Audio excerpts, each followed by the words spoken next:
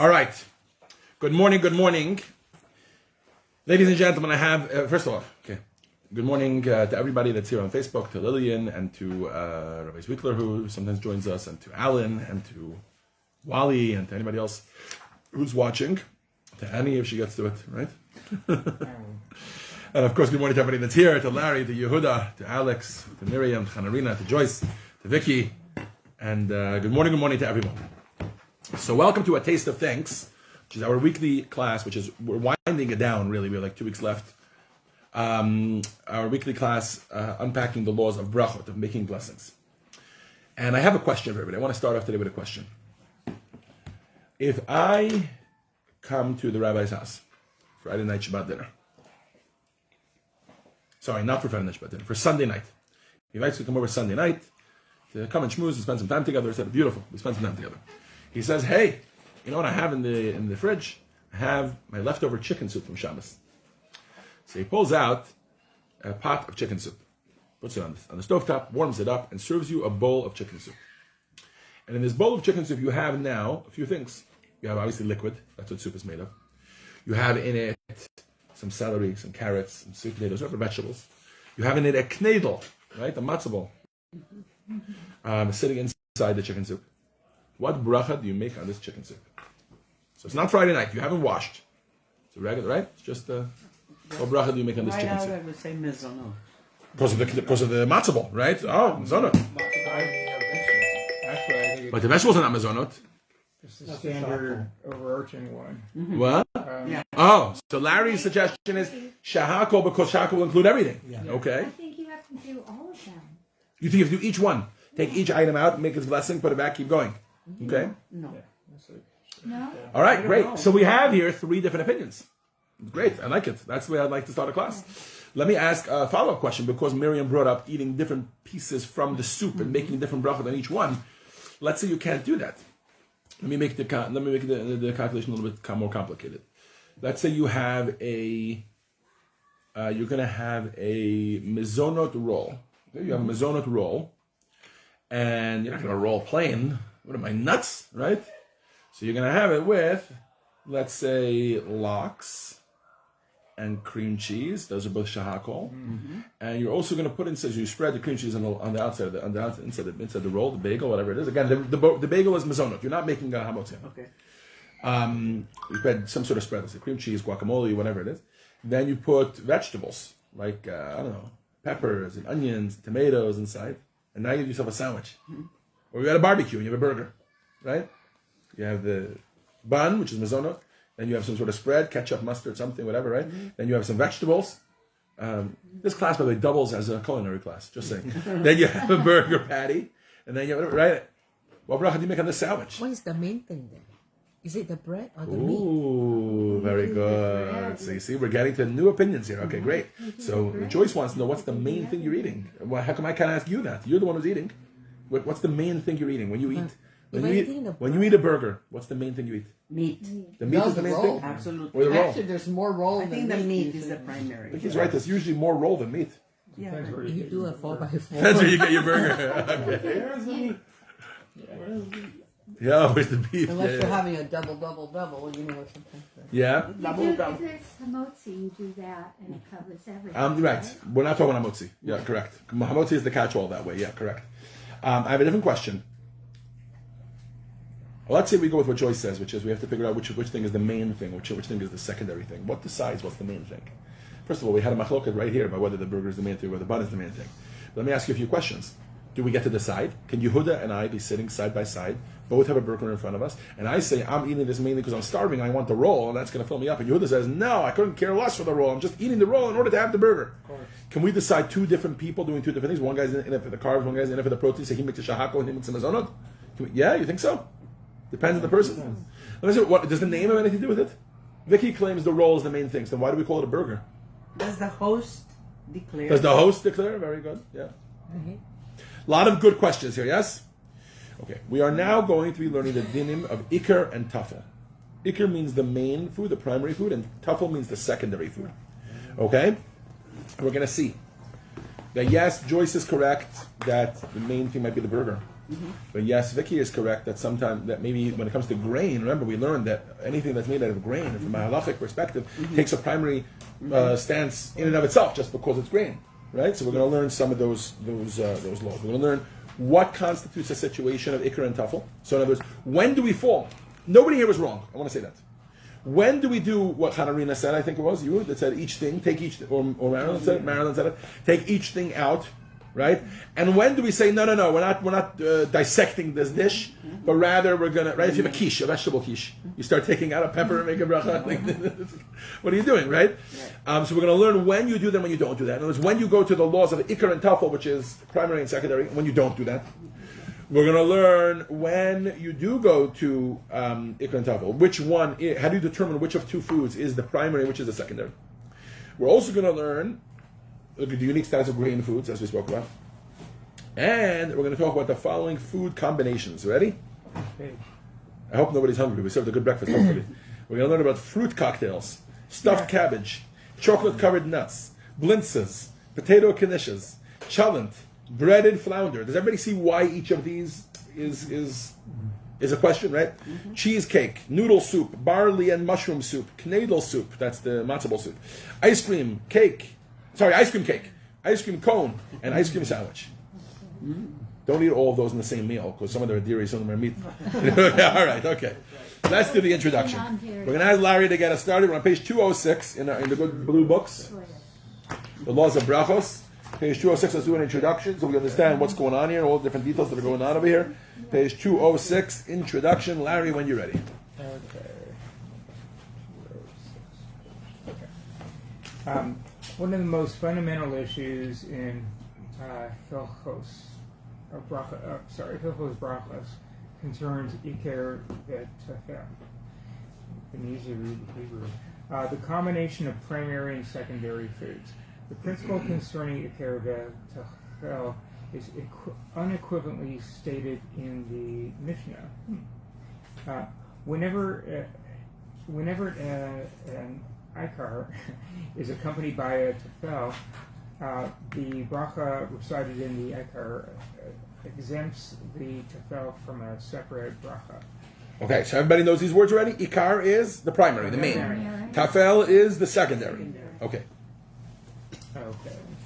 So whenever you have an ikr and a tafel, the bracha is only said on the ikr. Okay? And that already exempts the tafel. Okay. Let me give some obvious examples, okay? If you take a piece of pepper and you stick it into a Caesar dressing ranch dip or something, right? Or a Thousand Island dip or whatever, right? And then you eat it, you don't need to make a shahakol on the dip. You make a hadama because the dip is clearly the secondary. That's the first law that we're learning. Okay, thus. Rabbi, so on the soup. Wait, no, we're not ready for soup. We're starting off with simple. Primary and secondary, you only make a bracha on the primary. Thus, go ahead, Larry. Thus, a person who eats two foods, one of which is primary while the other is secondary to the set of bracha on the primary food only. So you have a little baby carrot, you dipped it this much into Thousand Island dressing or hummus or whatever, and you have a little, and you eat it. Totally hadama, no shahakol necessary. Okay, keep going. The secondary food does not require either a bracha rishona or a bracha akrona of its own. Right? So this applies both to the pre-bracha and the post-bracha. Yes. Okay. What? We could skip this. Okay. The application of ikra and tafel. Let's move to page 207. Okay. The application of the Iker Tofel principle requires an understanding of the following. Number one. What constitutes a situation of Iker? The Tofel does Iker. Does the Tofel apply whenever two foods are eaten together, or does it have limited application? Number two, how does one determine which of the two foods is the Iker and which one is the, I would just say, secondary? Right. What is the unique status of grain foods as regards to primary And secondary. What are the limitations, if any, to the primary and secondary principles? We will explore these questions and consider the application of primary and secondary to a variety of common foods. Okay. Let's start off with the obvious, okay? Which is, when you mix foods together, how mixed do they have to be in order to become one bracha? Like, I've never heard of any. Blended. Wait. Yeah, exactly. That's the question. Like, I've never heard of anybody taking a smoothie and saying, well, there's a little kale in here, let me make a hadam on the kale. And there's a little bit of strawberry in here, let me make a hadam on the strawberry. And a little bit of mango, let me make a haze on the mango, right? I've never heard of anybody taking bread and saying the flour, the water, it doesn't work that way. So we all understand that there's a period when it becomes a new entity. Now it's a kugel. It's not anymore potatoes, eggs, and onions. It's a kugel, right? So What the question is, primary ingredient. wait. No, so the question is, when? When does this happen? Okay. All right? So you have a book? You want to take that one? No, I'm okay. You're good. Okay. So, Vicky, if we can ask you to read for us, please, on page 207. What constitutes ikar v'tafel? When is it primary and secondary? The principle of kar v'tafel pertains only to foods eaten in combined form. Such foods, by virtue of their combination, are considered as a single food and require only one bracha. Undoubtedly, this principle does not apply to two distinctly separate foods, such as coffee and cake. Right? These Just because you're going to take your coffee and you're going to eat them together doesn't make them one food. It's two separate foods, right? Okay. Coffee and cake are not two foods combined into one. They are merely two foods eaten together. What then determines whether foods are to be categorized as separate or combined? The following rules apply. So again, let's start with the obvious. Foods mixed together. Joyce? Two foods blended together. So this is a smoothie. This is a kugel. This is a whatever, right? Blended together in a manner. In a manner that a spoonful of the mixture contains both food are considered single food and require only one bracha. So smoothie is a perfect example, by the way, because smoothie could sometimes have in it hadama and ha'etz. Yes. Right? Yes. Okay, keep going. The two food need not have been cooked together. It is sufficient for them to be mixed. For example, beef stew containing small pieces of meat and potatoes, chicken chow mein containing bits of chicken and vegetable, fruit cocktail containing small pieces of fruit with varied brachos, stuffed cabbage or pepper, lasagna. In each of these instances, the bracha over the ikar covers the tafel. Why? Let me explain what's going on here. What we're saying here is a few things. First of all, they become one food in such a manner, remember the rules that he said, that when you take a bite out of the food, each bite is automatically going to have from both things in it. So the smoothie is most obvious, right? Maybe even lasagna is obvious. Stuffed cabbage is obvious. But when you get to like chicken chow mein, you're like, oh, that's interesting. Each one has chicken and noodle, whatever, in it. Chicken chow mein is not simple because he casually, I don't know if you noticed this, in the list he said he casually neglected to talk about the actual, there's pasta in it, right? Because he doesn't want to talk about the noodle because of the grain aspect. Yes. So he said you have chicken and vegetables in your spoon. Okay. Okay, so then it's ikra and tafel. Later on we'll learn about the other things. Okay, now, what about foods placed on a plate together? Shanarina? Two foods placed side by side on one plate, whether eaten separately or together, are considered two separate foods that require two brachos. For example, a dish of meat and vegetable salad. No matter how much the restaurant calls the salad the side to the meat, it could be a side. It doesn't make a difference. You have to make a separate bracha on the meat, separate bracha on the salad. It's not considered one dish. Keep going. But wait a minute. What if you put the meat on top of the salad? Like you have a salmon salad, right? You have a salad and then you cook the salmon On top is different. Mixed in is where it really changes. On top, it's just salmon on a bed of lettuce. Right, but Then you need a sometimes then they stir it up. 1 second. If it's stirred up and it's one salad, then it's like the chicken chow mein. Yeah. So then the rules of ikar and tafel apply. Right. We still haven't discussed which one is the primary and which one is the secondary. No. But then if it is a salad, then the rules of ikar and tafel apply, primary and secondary.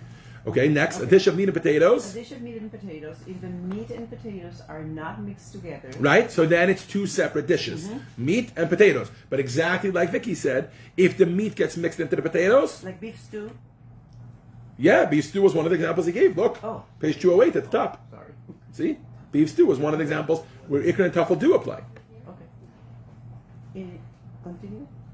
Yeah, in each of these cases, yeah. In each of these cases, two brachos are required, even if one places some salad or potato on the fork or Or spoon. spoon together with the meat. The two foods have not been combined into a single food. Thus, each requires its own bracha. Okay, so here's basically what happens. You have a plate. On this plate, you have a piece of. Let's not go with steak. Let's go with salmon. Okay, because I think this happens much more common with salmon. You have salmon, and you have salad. You're at somebody's house. They are serving salmon and salad. They're each in two different buffets. You've put them on your plate. It's gone around, salmon and salad, etc. Vicky and I are sitting right next to each other. Vicky says to me, I have this brilliant idea. I'm making myself a salmon salad. I'm taking the salmon, take my fork, cut it up. I'm putting it inside the salad. I'm mixing the whole thing up into the salad. I say to Vicky, you're nuts. You fell off the moon. I don't know what happened. You're overtired. You're jet lagged. Salmon should stay separate. Salad should stay separate. So we're both sitting next to each other. We're both eating exactly the same ingredients. And for Chanarina's point, we're at the same host. And each of us is going to make different brachos. I'm going to make a hadama on my salad, a shahakol on my salmon. Vicky is going to make, we'll talk about that soon. She's going to make one bracha on the whole thing, whatever the laws of primary and secondary will apply. And here's the coolest part. Even if Vicky takes a spoonful, whatever, of salad, and I say to myself, Vicky, just for you, to humor you, I'm going to give this a try, even though I think you're jet lagged and you fell off the moon, whatever. So I take a piece of salmon and a piece of salad, and I stick it in my mouth. I still have to have made two separate brachos. Vicky, will only have to have made one bracha. This is a cool instance of it. Because basically it depends if it's combined into one dish or not. Anybody looking at this, it's obvious. Anybody looking in will say, I am having salmon and salad, and Vicky is having a salmon salad. Right? Yes? So practically speaking, you had salad and salmon, and you did a shakol. You're covered for both? No. You'd make a hadama on the salad, because that's vegetables. Okay. And then you'd make a shahakol on the salmon, if you're having them separately. Yeah. Okay. The question here is when they become one salad, which we still haven't gotten to, because we have a problem. Everybody realize that? You have a problem. Anybody who looks at Vicky's plate says she's eating a salmon salad. So is the salmon primary because you always say salmon first? Is the salmon primary because it's more expensive? Is the salmon primary or is the salad primary because it's a higher bracha, by the way? Or because there's more of it. Yeah, or because there's more of it. Yeah, quantity. What are these rules? We're going to have to get to that later. So far, we're just trying to figure out when do we go for primary and secondary, and when are we doing two separate brachos. Then we're going to have to discuss how do you determine what's primary and what's secondary. Okay, let's keep going. Food used to enhance the taste of another food. What's it? There's another food in here, but it's not just random. It's here to enhance. Go ahead, Marilyn. Okay. Two foods may be considered ikar and Tafel. Without actually being combined together. Whenever one food is present primarily to enhance the taste of another, the main food is ikar, and its bracha covers the tafel. So here we have another instance. So far we've said if they're not combined, then you have to make separate brachos, right? But now we're saying if one of them is clearly serving the other one, and the examples it gives here are vegetables with mayonnaise or dressing, right? My example, you're dipping your sugar snap peas in a Caesar dressing or something, or potatoes with sour cream, or French fries with ketchup, or any of these examples, right? What's going on in all these instances? Even though they're not combined into one dish, everybody will tell you, you're having French fries, you're having ketchup, it's two separate things. But everybody also knows that the ketchup is only here to serve the French fry. So you're really eating French fries. You're not eating ketchup. Unless you're one of my kids, and the amount of the ketchup starts to... I sometimes tell them that, and they get a kick out of it. You're eating ketchup, you're eating French fries with your ketchup, not ketchup with your French ketchup with your French fries. So... yeah, so that's another easy one. We got it out of the way. Yeah? Okay, next. What about... if it's not really serving, but in this particular instance it's serving. Okay, and now he's going to get things very complicated. What if you're eating a very spicy food, for example, or in his instance, a very salty food, salty fish, let's say. And then you're going to have something to take away that taste or whatever, right? Let's say you're having herring. But in order to have herring, you can't just eat herring. I mean, unless you're like some Russian nut, I don't know, but so you have herring with crackers. Or in Yiddish, they say with kichelach. Yeah, that's a type of cracker, kichels. Anybody know what kichel? Anyways, or with bread even, right? But the whole reason you're having these things is only in order to have the herring. Yeah. So what about this? Let me read a little bit. At times, two foods may be considered ikar and tafel even when not eaten together at all. One who eats food for a purpose other than nourishment or taste, which are the normal reasons that one eats food, recites no bracha if that food is secondary to another food. For example, one who has eaten extremely salty fish and eats bread to soothe the burning sensation in his mouth, recites no bracha on the bread. Wild, huh? This instance of ikar and tafel is very unique, since the two foods are not eaten together, or not eaten simultaneously. In addition, we shall see that bread rarely becomes a tafel. Nevertheless, since the bread is eaten for no other purpose but to ease the burning sensation, the bread is deemed a tafel. In short, any food eaten neither for taste nor for nourishment is considered a tuffle and is covered by the ikar bracha. So if you're eating food, but it's not in order to eat food, it's just in order to wash something down or to relax the mind. Ginger is a perfect example. Ginger after sushi is not eaten because people like the taste of ginger. If you are doing that, which, by the way, I'm one of those nuts. I happen to like ginger by itself. Me too. Like I get a sushi platter, I finish the sushi, and separately I'll eat the ginger just on its own. I like ginger, I like pickled ginger. Apparently, I like ginger a lot. I know. What? Me too. Just hasn't called me in a while. Ginger party. I said this. I think I said this once in one of my classes that I didn't know that I liked ginger. I was younger. I didn't know that I liked ginger, and my mother knew, and I didn't know. And it was the craziest thing. Basically, my mother brought home. Trader Joe's had a granola. I don't know if they still make it, but they had a granola. They had ginger mixed into the granola. It was really cool. It was really funky. And my mother brought it home just to try it out. It was sitting in the closet. And I had a yogurt and I had the granola. And I said, oh my, I really like this granola. So she says, yeah, of course you do. Because you like ginger. I said, what? I don't like ginger. I said to her, I said, what? I don't like ginger. Like, whatever. I mean, I don't have anything against it, but I don't like ginger. She goes, what are you talking about? You know those string beans that I make and you like them a lot? I said, yeah. She says, because it has ginger. That's why you like them. She says, you know those mints that I buy, whatever? I said, yeah. You like them? Yeah. Yeah, because they have ginger in them. You know, she starts listing things. Yeah. And she says, you like all these things. I know you like ginger. I said, oh my goodness, I never knew I liked ginger. Anyways, so I was very young. Then I grew up and I started having with the sushi, and I knew what ginger was, and I knew where I was having it. Anyways, it's also very healthy for you, right? Ginger, it's supposed to be very good for you. Rabbi, so if you're eating something very hot and you need to aid the heat with water, right? Same thing. You don't make a shahakol on that water. It's completely tough. It's completely secondary to the item that you ate. Same thing with the ginger to the sushi. In other words, if you're eating or drinking, now you have to be very careful because sometimes you're doing that, but you're also quenching thirst. You need water. You also want to taste, right? But if it's literally strictly, which sometimes happens, by the way, you see sometimes, I think they're absolutely nuts, but they have these competitions to see who can eat spicier food. You know what I'm talking about? You guys know what I'm talking about? They have these foods, they spice, they put a ton of spice. And then obviously on the side they're always not kosher, but it's always like spicy wings and they have milk. Apparently milk helps to relax we can't do that. Whatever, but if you're having something spicy and you're having something else afterwards, it's not for food, not for nourishment, not for taste. The only reason you're having it is, morning David, come in. Come on in, join us. Early? Yeah, but it's okay. Have some breakfast, sit down, join us. He's here for the wrap though, which is starting in 20 minutes.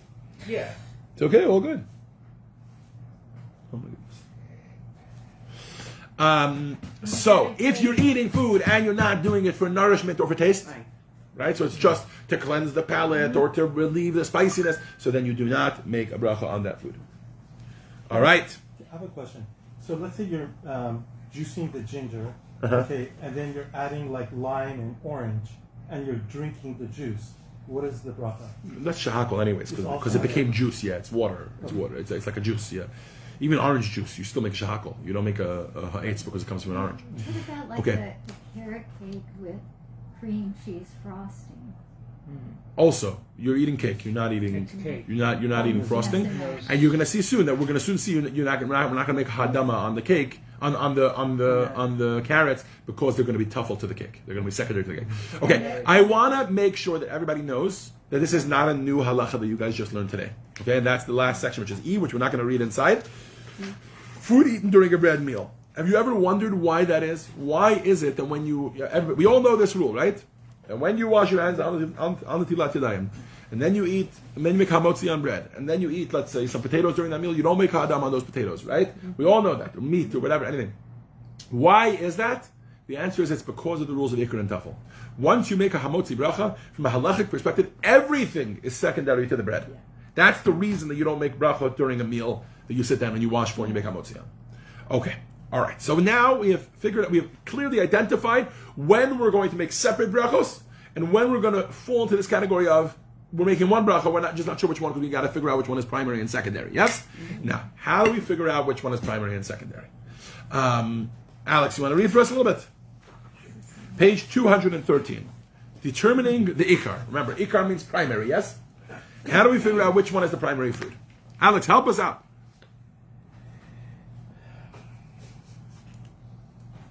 Generally, the ikar is the food which one specifically desires. The secondary food, which serves to enhance the primary food, is the tafel. The rule applies equally to categories A, C, and D in section 1 above. In which food is in category E, however, the bread is considered the ikar regardless of which food is actually desired. Whether or not one enjoys eating the secondary food is immaterial, nor is any importance attached to the food is in greater quantity. The fact that at this moment the secondary food is eaten to enhance the primary food is crucial in declaring it tafel, for example. Okay, 1 second. So you're already getting into the next thing. The first thing you want to get out of the way is bread is always primary. So I don't care if you're having a sandwich and you the burger, right? Who said no? The meat. Joyce said the patty is the main thing. Doesn't make a difference. If the bun is hamotzi, it's automatically that's going to be the primary. Okay. It's mazanot bread. We're going to get there. Okay. It's going to be the same thing, but we're going to get there. Okay. The fact that at this moment the secondary food is eaten to enhance the primary food is crucial in declaring it a tafel. So it's not bananas and ice cream. One of them is ikra, one of them is tafel. It really depends how it's being served. You understand? So let's go with an example. Go ahead, Alex. Number 1, bananas or strawberries with cream. Bananas or strawberries with cream. Generally, the cream is added to give flavor to the fruit, not vice versa. Therefore, the food is ikar, unless the individual considers the cream the ekar. Commercially flavored yogurt. The food is added to flavor the yogurt. Thus, the yogurt is ikar. One who adds yogurt to a dish of strawberries, however, generally considers the food the ikar, as in 1 above. Vegetables and dressing, potatoes and cream. The vegetable and the potatoes are the ikar. The citron, in these The criterion. Criterion. Yep. The criterion in these cases is wholly subjective.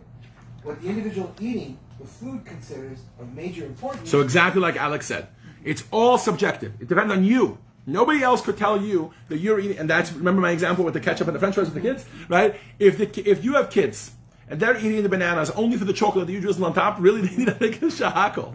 The difference is that you wanted to eat the banana for the sustenance or whatever it is, right?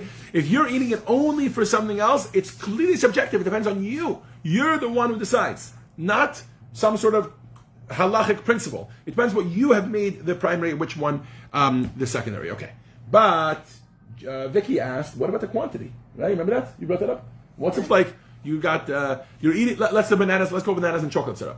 So my kids are eating this only for the chocolate. They want to eat chocolate, but they know I don't let chocolate on its own. So they're like, okay, but I can have chocolate syrup if I have it on top of bananas, right? Okay, so therefore they're going to have it. But the chocolate syrup is like this much. I don't let them have a lot of chocolate syrup, right?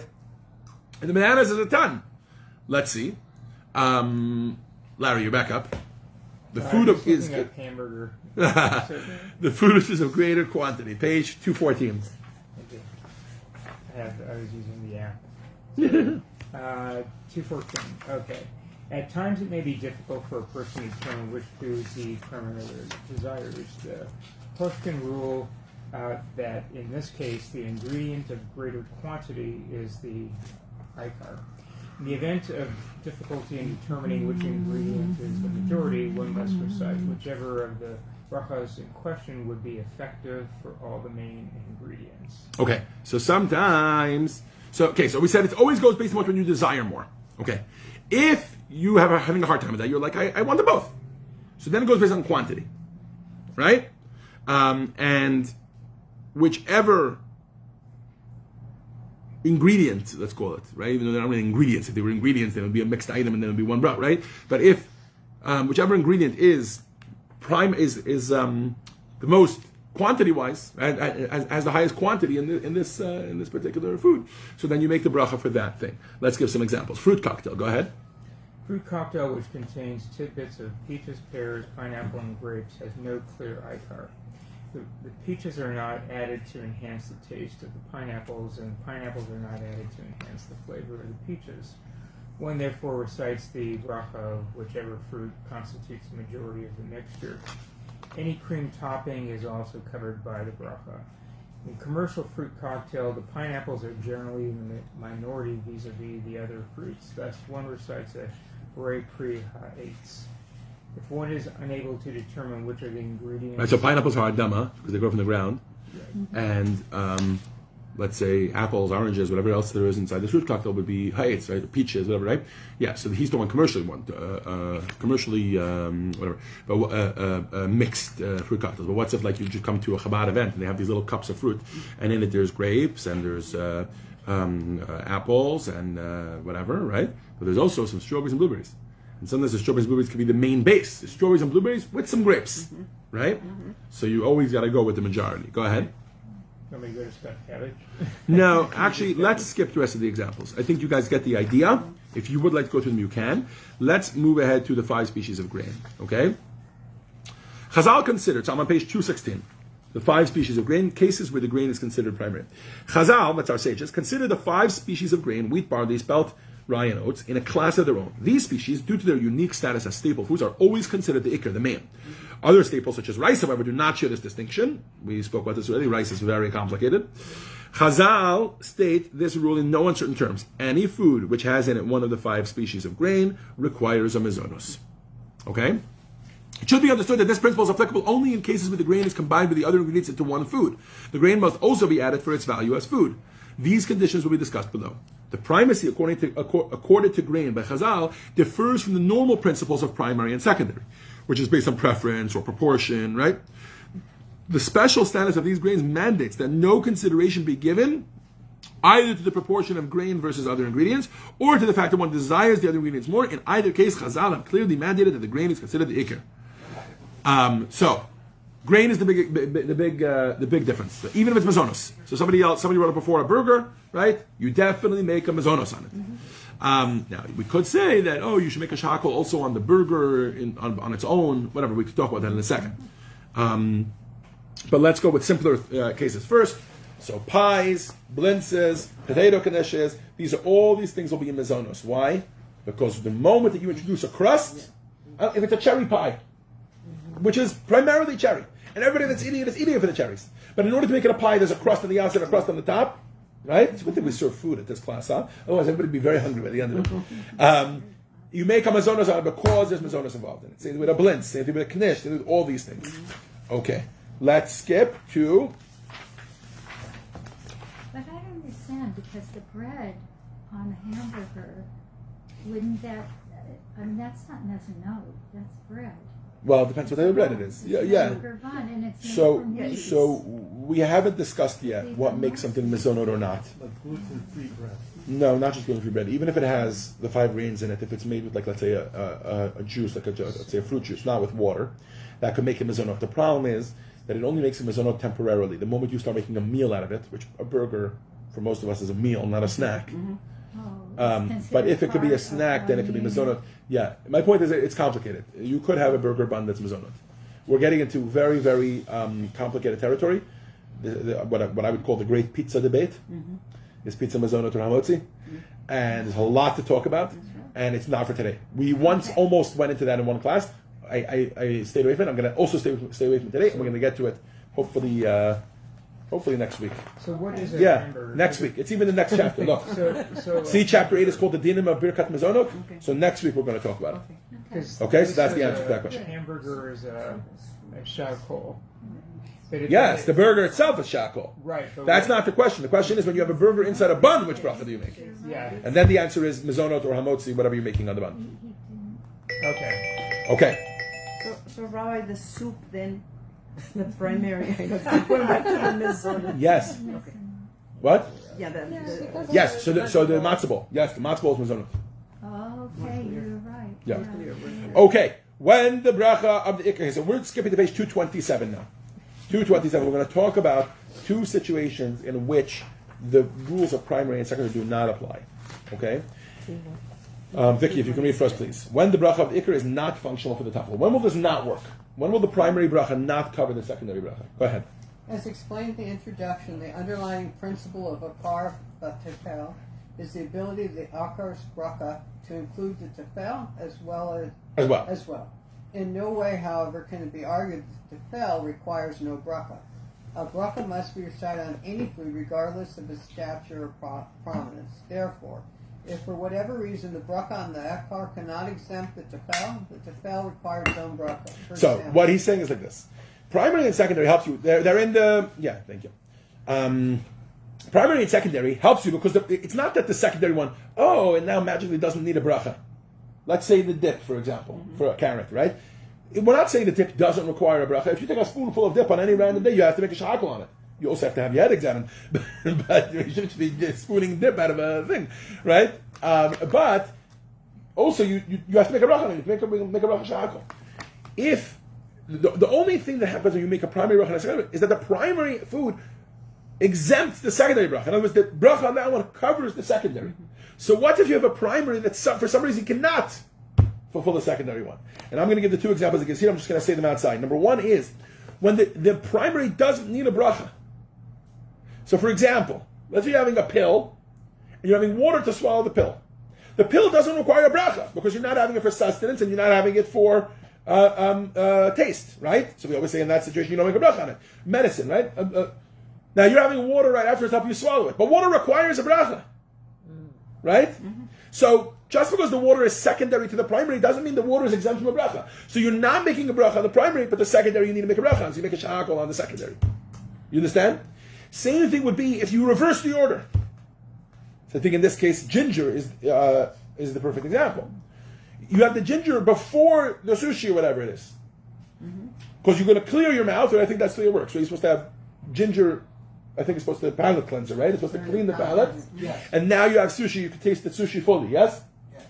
So let's say the ginger is completely secondary to the sushi. Am I totally off, Joyce? Joyce is very quiet. Right. I feel like I'm getting my sushi etiquette wrong. You're right. The ginger is you don't eat it with the sushi. You eat it Right, yeah. before, So, after. and it's supposed to be a palate cleanser. Right. But is it before or after, Joyce? Whatever I say. Let's go with before. Okay? Let's say you have some cholent, right? And it would be heresy now to go have sushi without having a palate cleanser in between. So if you take some ginger, you put it in your mouth, it clears out your whole mouth, now you're going to have sushi. Right? So the ginger is definitely secondary. It's not really serving a purpose, it's just clearing the fence. Fine. Now we already said that because it's not really serving any purpose, it's not really, it's not sustenance or taste, it's just a technical thing, so you don't make a bracha on it at all. But let's say you're like Rabbi Sushi, you like ginger, so you're enjoying this ginger, but it's definitely secondary to the sushi, right? Here's the problem, you're eating it first. So the bracha on the primary, which is the sushi, is only going to come second, not first, yes? So it cannot cover backwards. So if you make a bracha even on the secondary. So that's what we mean by saying that don't let it confuse you. That very good. I walked right into that. So that's what we mean when we say don't let it confuse you that we're not making a bracha on the secondary, to think, the secondary doesn't need a bracha. It needs a bracha. It's just being covered by the bracha of the primary. So if you're doing it in the reverse order, or if the primary doesn't even need a bracha, then the secondary gets its own bracha, and then the whole primary and secondary doesn't help you out. And with this, we will conclude our crystal clear next installment and beautiful, wonderfully understood, right, by everybody, right? The class on the laws of brachos. And next week, we are going to get into the laws of mizon.